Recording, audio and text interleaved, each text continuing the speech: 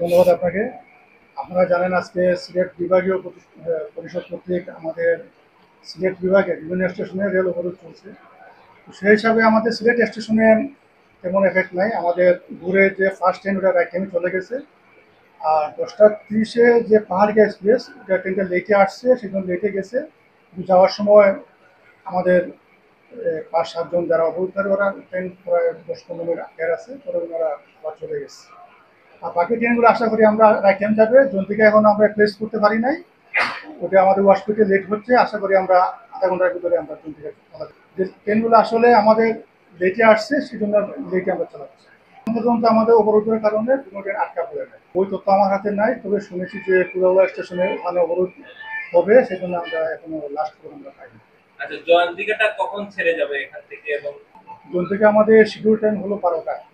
ওটা আমাদের এখনো ওয়াশপিটের থাকার কারণে হয়তো আধা ঘন্টা 1 ঘন্টা লেট হতে পারে। ওখানে কাজ চলতেছে, আশা করি আমরা 1টার ভিতরে চলে যেতে পারবো।